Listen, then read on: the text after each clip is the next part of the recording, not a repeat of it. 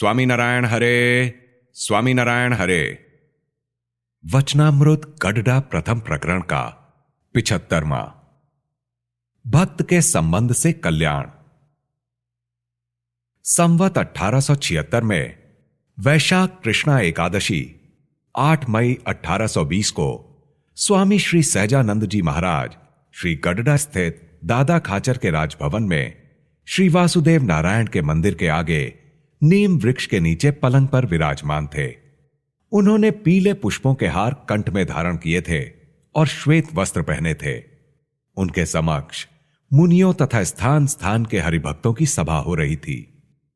तब सुरा खाचर ने पूछा कि ऐसा कहा गया है कि जिसके कुल में भगवान का एक भी भक्त होता है उसकी एकोत्तर पीढ़ियों का उद्धार हो जाता है, किंतु उस भक्त के गोत्र में संत तथा भगवान के कितने तो द्वेषी जन भी होते हैं, फिर भी उनका उद्धार होता है, वह कैसे होता है?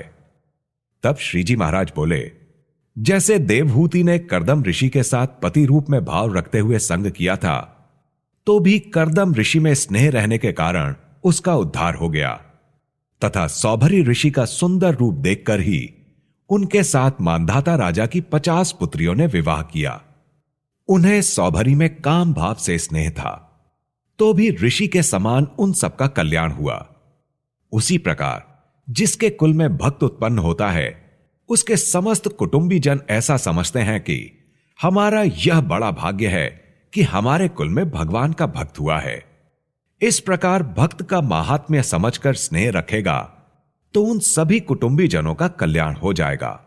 और जो पितृ आदि मरकर स्वर्ग में गए हों और वे भी यदि ऐसा समझें कि हमारे कुल में भगवान का भक्त हुआ है, यह हमारा बड़ा भाग्य है, ऐसा समझकर वे भगवान के भक्त से स्नेह रखें तो उन पितरों का भी कल्याण हो जाता है।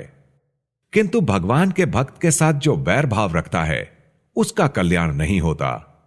वह ज्यों ज्यों भगवान के भक्त के साथ वैर करता रहता है, त्यों त्यों उसकी बुद्धि भ्रष्ट हो जाती है, तथा जब वह शरीर छोड़ता है तब वह उसी नरक कुंड को प्राप्त होता है जहां 5 महापाप करने वाले पड़े रहते हैं।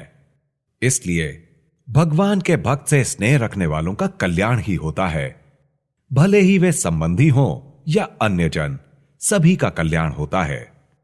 फिर नाजा भक्त ने पूछा कि भगवान के भक्तों में एक तो दृढ़ निश्चय वाला हो तथा दूसरा कम निश्चय वाला हो। ये दोनों ऊपर से अच्छे भक्त लगते हैं, परंतु उनकी यथार्थ पहचान किस प्रकार की जा सकती है? तब श्रीजी महाराज बोले, जिसे आत्मा के स्वरूप का यथार्थ ज्ञान हो, दृढ़ वैराग्य हो तथा भक्ति एवं स्वधर्म भी परिपूर्ण हो, उसके निश्चय को परिपूर्ण समझना। और यदि इनमें से एक बात की भी कमी रहे तो निश्चय होने पर भी वह माहात्म्य रहित है। अतः जिसमें ये चारों बातें संपूर्ण हो तो यह समझ लेना कि उसमें माहात्म्य सहित भगवान का निश्चय दृढ़ रूप से है। इति वचनामृतम। इस प्रकार से श्री गडडा प्रथम प्रकरण का 75वां वचनामृत पूर्ण हुआ।